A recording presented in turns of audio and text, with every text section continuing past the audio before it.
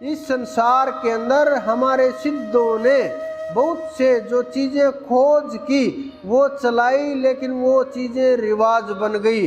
जिस प्रकार से तिलक ये आज्ञा चक्र के ऊपर लगाया जाता है, अलग अलग प्रकार से लगाया जाता है, अलग अलग वस्तुओं से लगाया जाता है। कुछ चंदन के द्वारा लगाते हैं, कुछ जल के छींटे मार करके लगाते हैं, हल्दी का लगाते हैं, कुमकुम का लगाते हैं और भस्म का भी लगाते हैं। कोई एक तिलक लगाता है, कोई 3 धारियां बनाता है, कोई गोल गोल सा बनाता है, कोई मस्तिष्क पर और बाजुओं के ऊपर लगाता है, कोई 12 अंगों के ऊपर लगाता है, कोई 17 अंगों के ऊपर लगाता है, कोई पूर्ण भस्म का लेप करता है।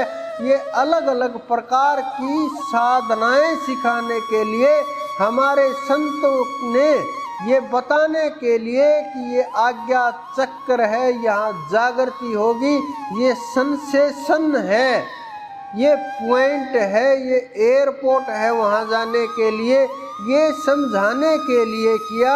लेकिन ये तो समझ नहीं पाए और बस रीस करते चले गए, एक के पीछे एक दौड़ते चले गए। न तिलक लगाने वालों को पता है क्यों लगा रहे हैं, न तिलक लगवाने वालों को पता है क्यों लगा रहे हैं। ये रिवाज बन गई और इस रिवाज के पीछे का जो हमारे सिद्धों ने कारण खोज किया था, उस कारण को हम समझ नहीं पाए। इसी प्रकार से मंदिरों में हमने देखा पंचामृत बनाया जाता है। आजकल तो चल रहा है मूर्तियों के ऊपर डिब्बे से पानी डालो या नल से पानी चला दो और चल रहा है, लोग भाग भाग करके उसको पी रहे हैं कि चरणामृत मिल गया, और उसको पात्रों में भर भर के घर ला रहे हैं कि चरणामृत मिल गया, बस अब और कोई ज़रूरत नहीं, हमारा घर पवित्र हो जाएगा, हमारा घर बहुत अच्छा हो जाएगा, चरणामृत हाथ लग गया। ये चरणामृत बनाने का तरीका नहीं है। ये चरणामृत क्यों बनाया जाता है? किसी भी रूप में इस संसार के अंदर जितने भी सिद्ध हुए, महापुरुष हुए, जितने भी संत हुए, सब ने एक कल्पना की कि परमात्मा पुरुष रूप में है। चाहे कबीर दास जी हुए, चाहे नित्यानंद जी हुए, सूरदास जी हुए, चाहे नानक जी हुए, चाहे हमारे अवतार हुए, जितने भी सिद्ध साधक संत अवतार किसी भी धर्म के अंदर हो, सबसे बड़ी बात है, ये मैं बहुत बार सोचता भी हूँ इसके ऊपर, कि ये कल्पना परमात्मा पुरुष ही क्यों हो सकता है, स्त्री क्यों नहीं हो सकता। ये बड़े गहरे खोज के विषय हैं। कुछ लोगों ने खोज भी की इनके ऊपर, कुछ ने बोला भी, लेकिन लोग सुन और सहन नहीं कर पाए इन चीज़ों को। क्योंकि परमात्मा जितने भी हमारे अवतार हुए, सबके सब अवतार, 10 के 10 अवतार पुरुष रूप में दिखा दिए। ऐसा क्यों हो रहा है?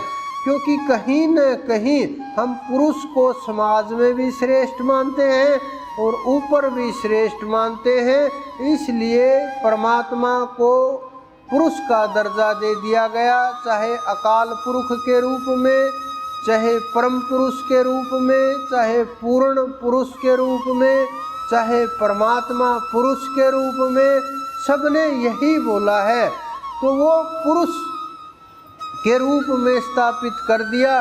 तो पुरुष के रूप में अगर स्थापित हो गया तो फिर उनकी मूर्तियां भी पुरुष की तरह से ही बनेंगी, उनकी मूर्तियां भी उसी प्रकार से बना दी गई। मानव के अंदर सबसे ज़्यादा जो एनर्जी प्रवाहित करने वाली चीज़ें होती हैं वो 2 जगह, एक तो हाथ का अंगूठा होता है, एक पैर का अंगूठा होता है। ये दोनों जगह से एनर्जी बहती रहती है। इस कारण से चरणा अमृत बनाने का प्रयास किया गया।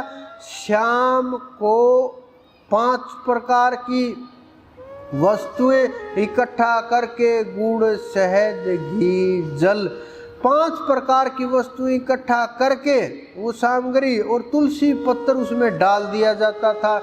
सुबह उसको ऐसा नहीं कि उसके ऊपर पानी छिड़क दिया, बाहर बह के आ गया, मंदिर से मिल गया चरणामृत। मूर्ति के उसमें पैर डाले जाते थे और ये माना जाता था कि ये जागृत मूर्ति है, उसके अंदर प्राण प्रतिष्ठा की जाती थी। प्राण प्रतिष्ठा के कारण से वैसे किसी की औकात नहीं है इस ब्रह्मांड के अंदर कि मूर्ति के अंदर उस परमात्मा की प्राण प्रतिष्ठा कर सके या प्राण प्रविष्टा कर सके, लेकिन बस बोलने मात्र की बात है, मान लेने मात्र की बात है, कह देने मात्र की बात है, अपने मन को समझा लेने मात्र की बात है।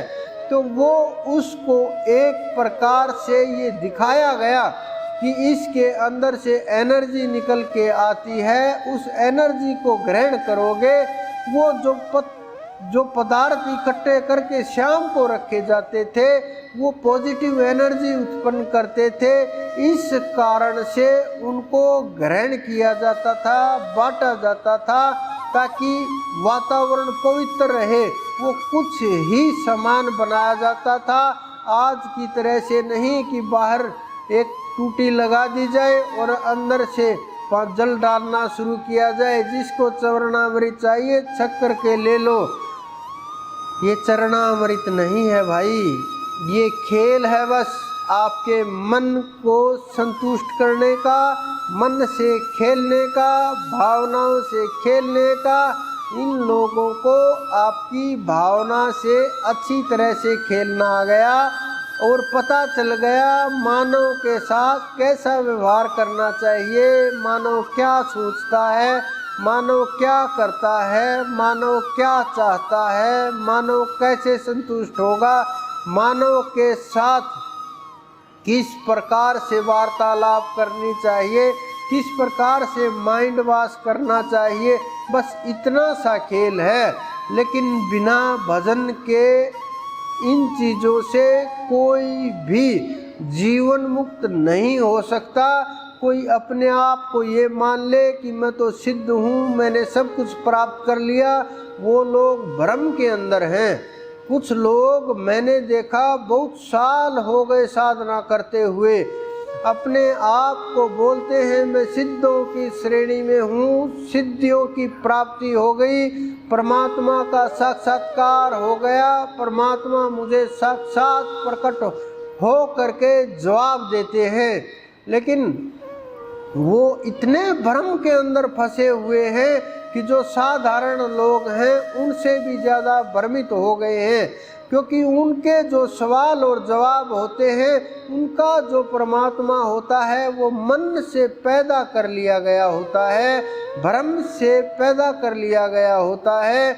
आप ये समझना कि आपके मन के अनुसार अगर कोई रूप है, आपको दिखाई दे रहा है, चाहे किसी देवता का हो, चाहे पितर का हो, गंधर्व का हो, देवादिदेव का हो, या आपके इष्ट का हो, या आपने जिसको परमात्मा मान लिया उसका हो, या गुरु का हो, अगर आपने अपने अनुसार उसको मान लिया, ऐसे हाथ होंगे, ऐसे पैर होंगे, ऐसा जीवन होगा, ऐसे बोलेंगे, ऐसे चलेंगे, ऐसे बातें करेंगे, ऐसे एहसास कराएंगे, ऐसे सपने में दिखेंगे, ऐसे साक्षात में दिखेंगे, ऐसे ध्यान में दिखेंगे, ऐसे सुमरण में दिखेंगे, ऐसा उनका रूप है, ऐसा तेज है, ये जवाब देंगे। मैं ये सवाल करूँगा, ये बहुत गहरे रहस्य की बातें हैं। जब आप इनको खोजोगे सवाल शेष नहीं रहेगा, क्योंकि आध्यात्म बहुत लोग कहते हैं हम आध्यात्मिक हैं, आध्यात्म के गुरु हैं, लेकिन आध्यात्मिक गुरु इस संसार के अंदर बहुत ही कम हैं। धर्म गुरु बहुत मिल जाएंगे, लाखों करोड़ों में मिल जाएंगे।